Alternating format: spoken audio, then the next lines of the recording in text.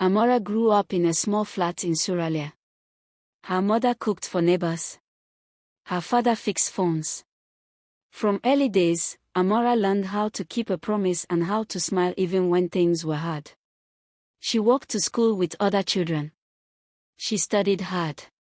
She wanted to be a lawyer. She wanted to change things for people like her family. Years later, Amara worked at a busy law firm on Victoria Island. The firm was neat and bright. Her desk was next to a window that looked out at the street lights and the cars. She wore clean shirts and low heels. She caught taxis and rode the Third Mainland Bridge often.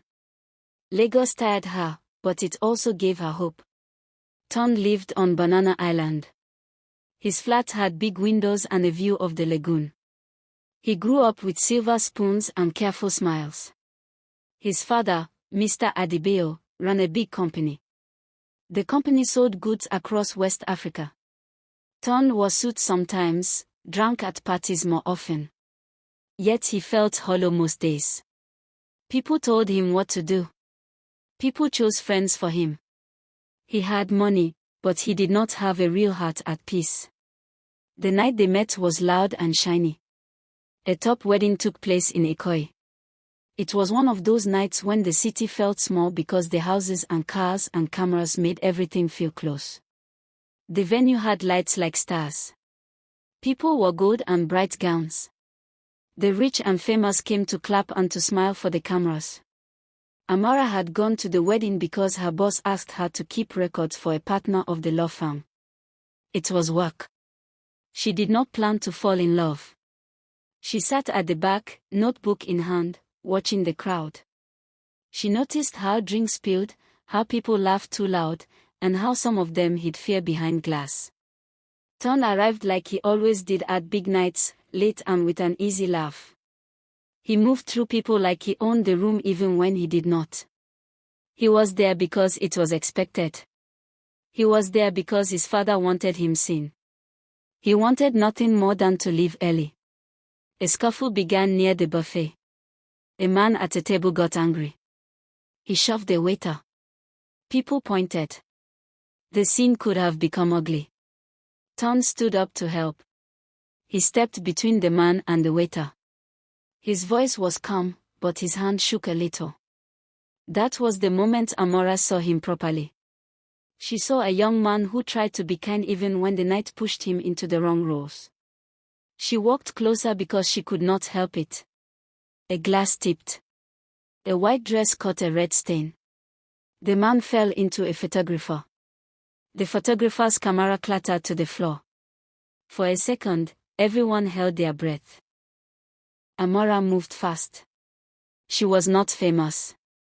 She was a small woman in a plain dress, but she had hands that moved like she had saved files and folded papers all her life.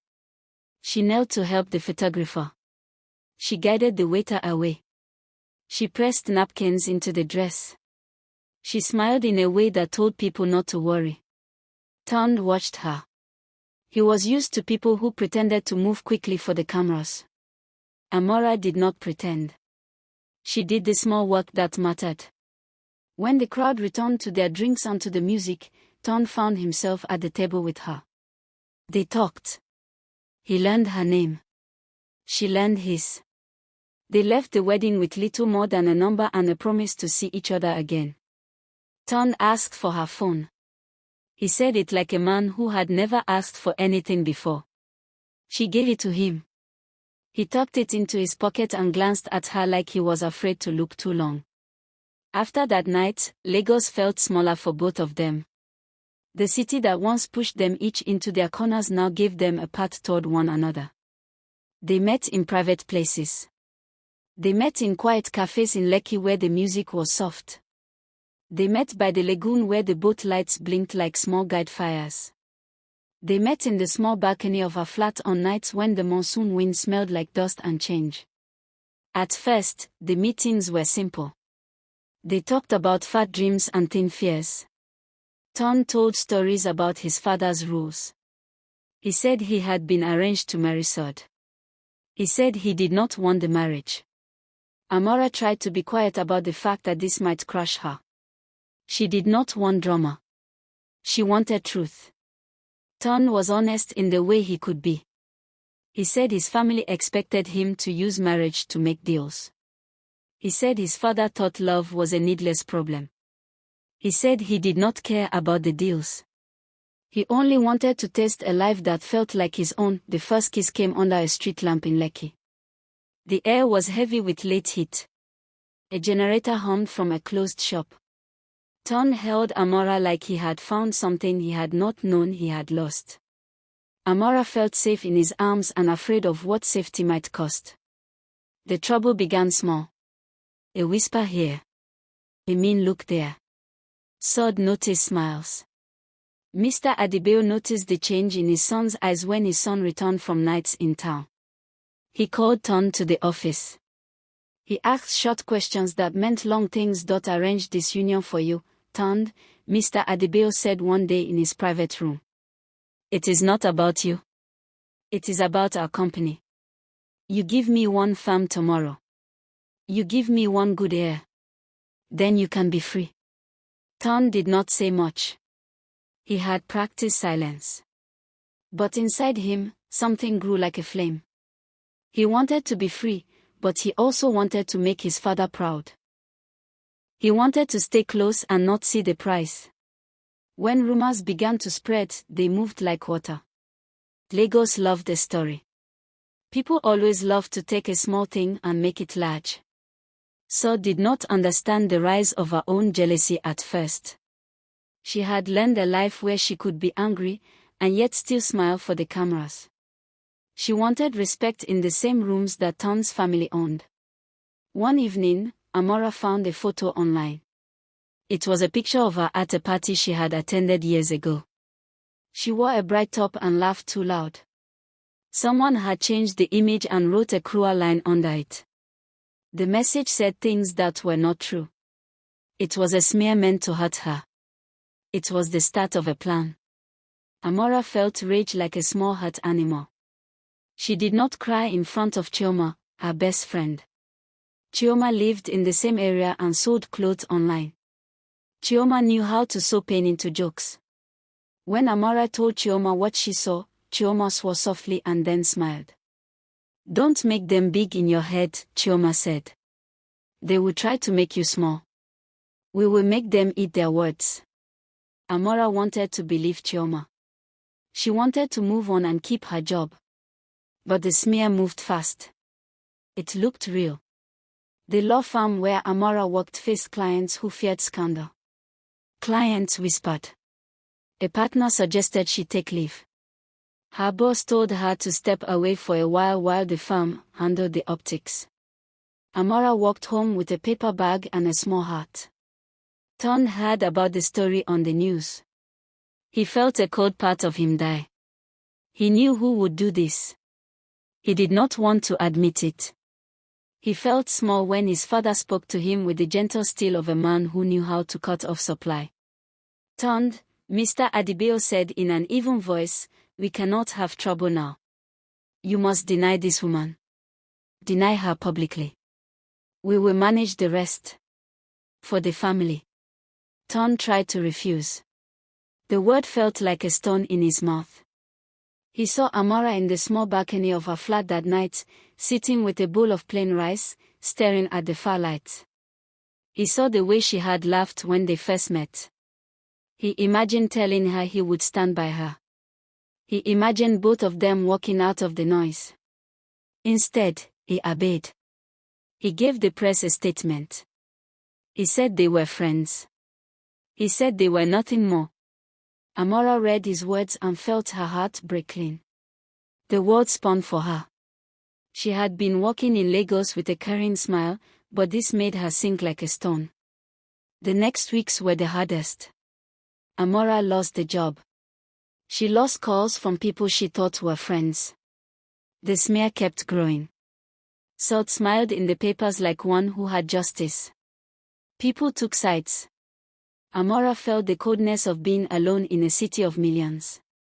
But Lagos is not only the home of sharp things. In Lagos, some people care like oak trees.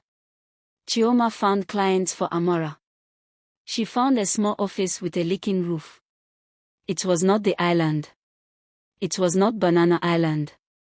It was a small room with a fan that wanted to fall. But in that room, Amara opened a new door. She started a small legal consultancy. She took on cases for people who had no money and for mothers who needed rights. Word spread slowly. People liked the way Amara spoke. She did not use big law words.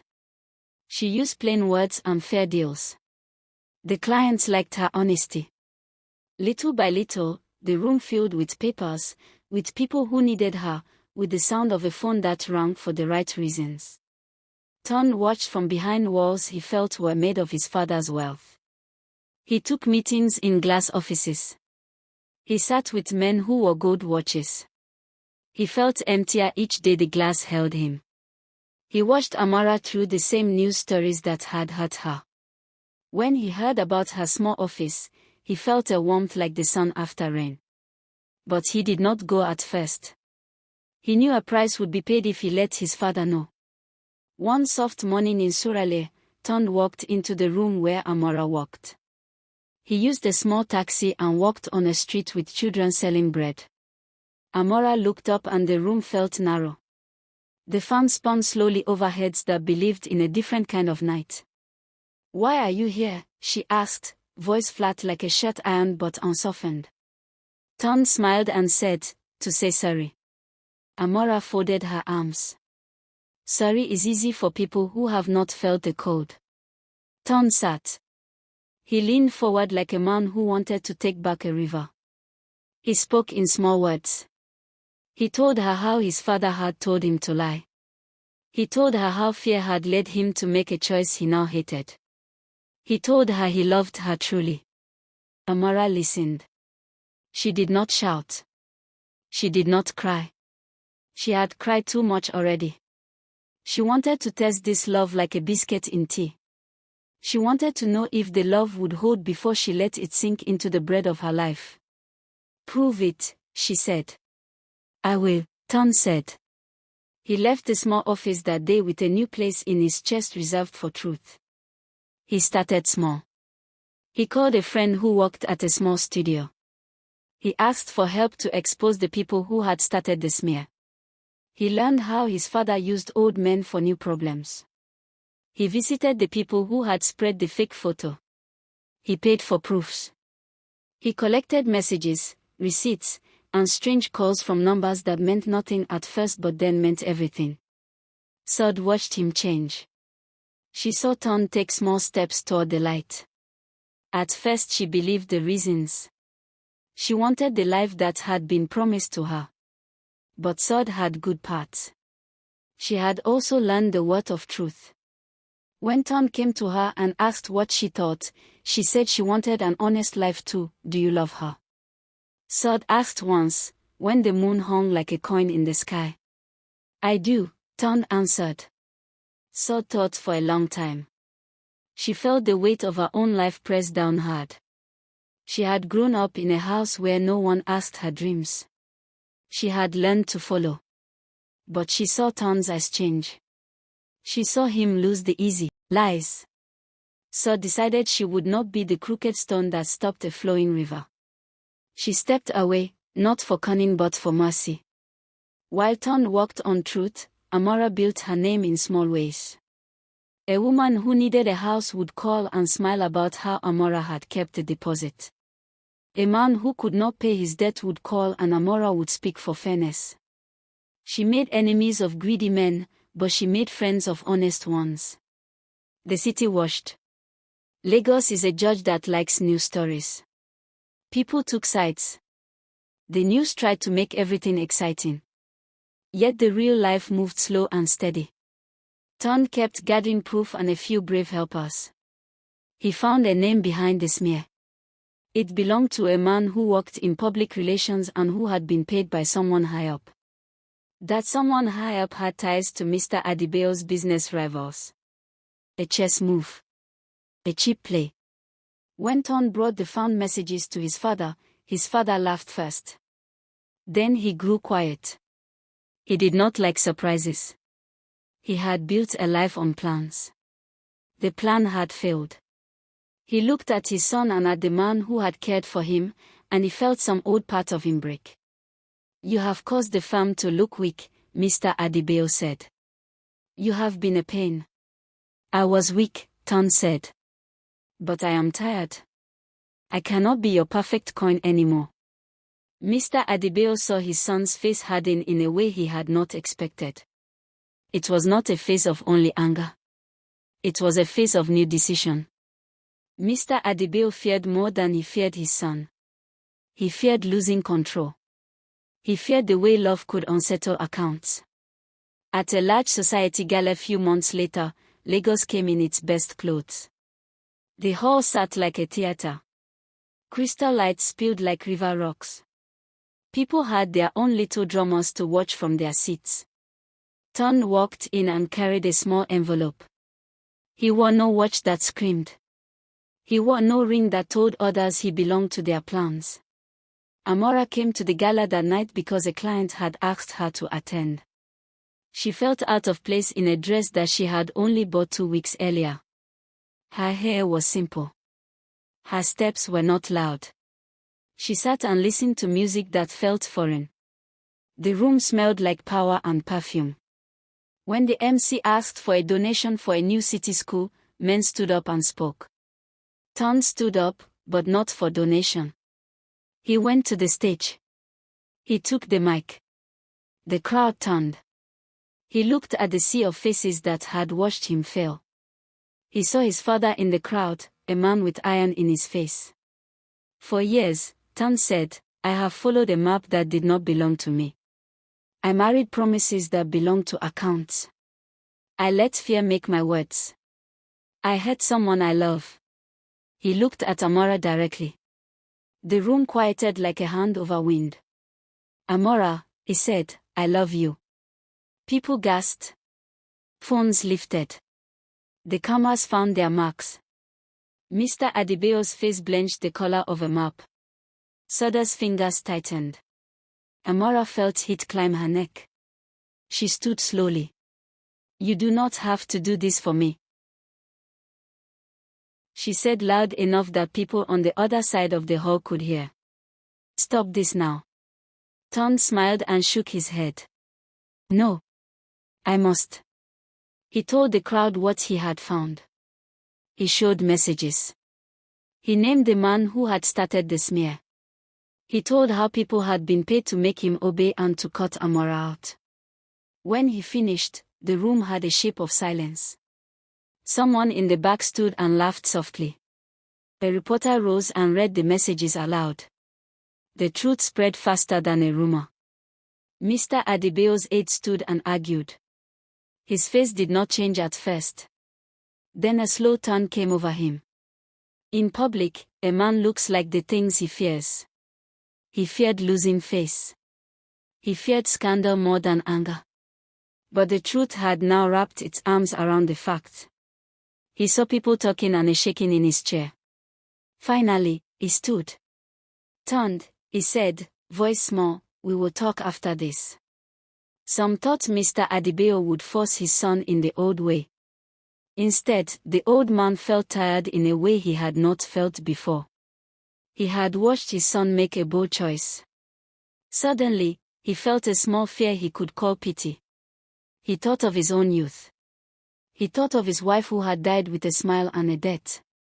He thought of the nights when he had lifted his child and told him to walk until the hands fit. He saw his son and knew that he could not keep pushing him toward deals that use people. Salt stood and walked to the stage. She reached not for applause but for a small truth. "I have been wrong," she said. "I did not know." She stepped aside. She would not make a battle. She wanted peace too. After the gala, in the cold air of a Lagos night, Mr. Adebayo found Tunde. He did not yell. He did not throw money. He put his hand on his son's shoulder like a man who had carried heavy things and now wanted to lay them down. "You must live as your own man," he said quietly. "But you have also hurt people in the house. You must fix those things." Ton wanted to scream that he loved Amara and that he would always stand by her. He felt a rain of feeling that was both joy and fear. He knew the road ahead would be hard. He had caught himself from a net that held him up. Now he would fall and, he hoped, fly. When the scandal's maker was forced to return the money and apologize, the papers that had spread the fake photo tried to ease into new headlines. But many people had seen the truth. Many people had seen Amara's small office grow into a place with clients who sang her praises. The city had witnessed more than a fight, it had witnessed a man choose love. The days that followed were sweet like the first rains. Tunde and Amara moved slowly. They walked the third mainland bridge together at night and watched the headlights make a string of pearls on the water. They ate small suya from a vendor who knew how to laugh. Tunde met Amara's family. He felt nervous when her mother hugged him. Her mother smelled like pepper soup and steady faith. He told her mother how sorry he had been. And how much he wanted to build a life that would keep Amara happy.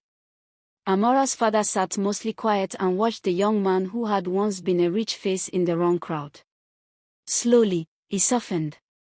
Tunde worked without wanting to show his wealth. He found a different kind of work that made him sweat and feel alive. He built a small initiative to help young men from places like Surulere learn to be honest in business. He gave money but also gave time. He learned what it meant to make change and not just speak of it. They asked simple questions about wedding plans and laughed. The world had been louder when they were apart. Now it felt like a small drum calling them toward the same place. People in Lagos like to watch love. They like to see stories end in bright ways. The papers that once chased Amara now ran pieces about her small charity and the school she helped build. On a soft Saturday, under a sky that promised rain but gave only sun, Amara and Tunde held a wedding by the lagoon. It was not the biggest wedding in Lagos, but it was the loudest for those who mattered. Friends and family came. Chioma cut the cake with a small hand that shook. Sod sent a simple note and a kind smile. Mr. Adibeo sat not at the head table but close enough to call his son his name. The ceremony was simple. They gave each other small vows that sounded like real things. I will try to be honest, Amara said. I will try to forgive and to laugh, Tunde said. People clapped. A child chased a pigeon. The breeze played with the dress like it wanted to carry it away, but the dress stayed. They kissed. It felt like a promise that could not be broken because they had put their best pieces on top of the worst pieces and found a way to fit them together. After the wedding, they moved into a small home with a balcony that looked at the lagoon. It was not Banana Island, but it was warm. The fans hummed. The neighbors knocked and brought small jollof and plantain. They slept with a window open to the city that would never be quiet. Time passed with both soft and heavy days. Amara kept her consultancy and made it grow. She worked for people who needed rights and for women who had been pushed down. Tunde built a foundation that helped small businesses. He got good at listening. He learned to ask questions instead of offering solutions. They celebrated small things, new clients, a school desk painted fresh, a small summer party where their friends danced until late. They had fights, of course. They argued about money and time and about how to balance work and love. But each fight ended with both of them trying harder. They had hard talks and they did not run. Lagos taught them many lessons. It was a city of noise and also of lessons that could wash you clean. Years later, they sat on the balcony eating simple bread. The lagoon was still a ribbon of deep black light. Chioma's business had grown. Sod ran a small school. Mr. Adibeo now worked with young people in his old company to give them real chances. He had learned to soften. Amara's small farm had helped change a law that once made it hard for women to claim property. Tunde's small foundation had trained hundreds of young men in ethics and trade.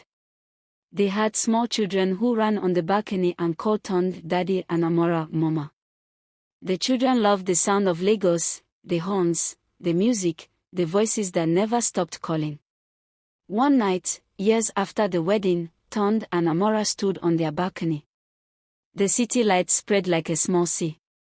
A moon hung low and quiet. They did not speak much at first. They held hands and let the city bring what noise it wanted. "You were brave," Amara said quietly. Tunde smiled. "You were braver," he said. "You stood and fought in a way I could not have without you." They had both changed. Hard things had carved them, but they had learned to shape each other gently. The love that started under a street lamp in Lekki had become a home. Lagos kept its storms. New troubles arrived for other people. But for now, on that small balcony, their life felt steady. They had faced shame and pride and money and fear. They had chosen each other. That choice was a quiet thing, every day repeated in small acts like making tea and listening. In the city that never truly slept, their story was one among many. But for those who knew them, it was the one that told the children how love could be honest. It told the young men how to stand outside of plans and still build a life. It told the women how to rise without losing grace. And so the city watched them grow. It watched them teach and build and laugh loud. It saw Amara in courtrooms, not as the small girl from Surulere but as a woman who helped others. It saw Tunde at a small school opening, passing shoes to a boy who had only one pair. Mr. Adebayo sat in the back and watched, sometimes smiling like a man who had been surprised by his own heart. Years folded gently like pages. When people asked Amara how she got through the hard days, she would tell them in simple words.